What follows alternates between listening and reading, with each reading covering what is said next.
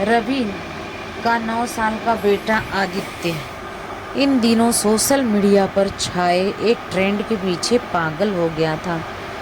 पापा, मुझे Labubu doll चाहिए। सबके पास है, मेरे पास भी होनी चाहिए। रवि ने थोड़ी झुलझुलाहट के साथ कहा, ठीक है, कल ला दूंगा। अगले दिन एक सुनसान गली में एक पुरानी खिलौने की दुकान मिली।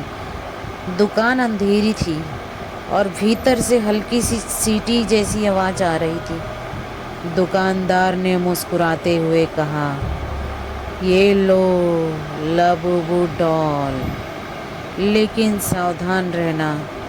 डॉल का चेहरा अजीब था।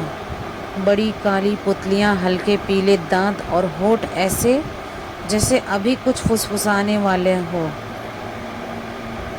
जैसे ही डॉल घर में आई, रात को अजीब घटनाएं शुरू हो गईं। रात के 2 बजे रसोई घर से बर्तन गिरने की आवाज़ आई।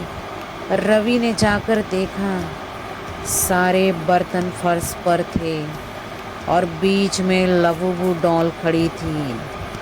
उसकी आंखें लाल चमक रही थीं।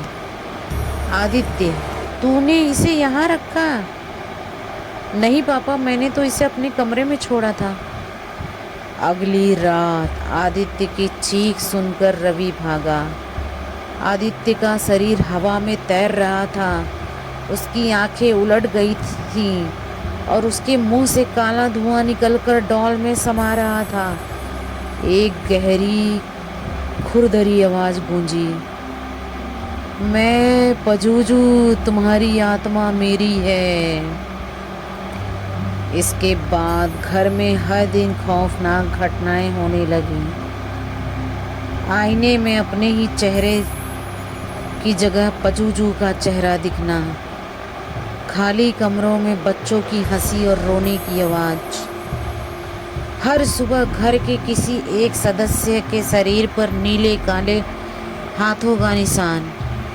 रवि की पत्नी के बाल भी झड़ने लगे और उसकी आंखें धंस गईं, जैसे महीनों से बीमार हो। रवि ने लबूबू डॉल की कहानी इंटरनेट पर ढूंढी तो उसको पता चला कि लबूबू डॉल एक प्राचीन बेबोलियन दानव पजूजू का प्रतीक है, जो बच्चों और परिवार की आत्माएं चूस कर अमर रहता है। एक बार घर में आने पर यह आसानी से नहीं जाता। रवि के पास के गांव के प्रसिद्ध तांत्रिक गजानन बाबा को बुलाया। बाबा ने डॉल देखते ही कहा, इसे खत्म करना आसान नहीं। पजूजू को वापस उसके लोक में भेजने के लिए 7 कठिन क्रियाएं करनी होंगी। पहला, आधी रात को शमशान के बीचों बीच पीपल के पेड़ के नीचे हवन। दूसरा, डॉल के चारों ओर 7 बार उल्टा मंत्र का जाप। तीसरा, अपने ही खून से एक लाल गोला बनाना। चौथा, 7 नींबू और 7 काले मिर्च जलाना। पांचवा, घर के हर कोने में गंगा जल का छिड़काव। छठा, पजूजू का नाम उल्टा बोलते ही लकड़ी की अग्नि में डॉल जलाना।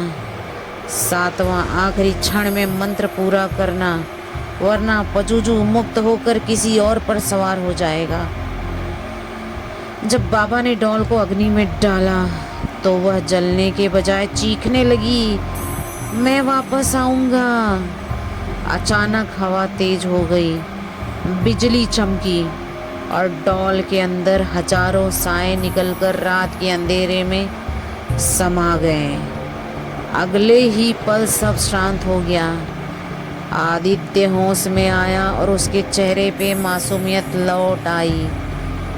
रवि ने अपने बेटे आदित्य से कहा, बेटा आदित्य, जो चीज़ ट्रेंड में हो वो हमेशा अच्छी नहीं होती। कुछ चीज़ें मौत को न्योता देती हैं। आदित्य ने सिर झुका लिया और अब कभी किसी अजीब ट्रेंड के पीछे भागने की कसम खाली की आज से मैं किसी भी अजीब ट्रेंड के पीछे नहीं भागूंगा पापा। तो दोस्तों, आप लोगों को यह कहानी कैसी लगी कमेंट सेक्शन में बताइए। अगली कहानी जल्द ही आप तक पहुंचेगी। तब तक के लिए धन्यवाद। Tata bye bye.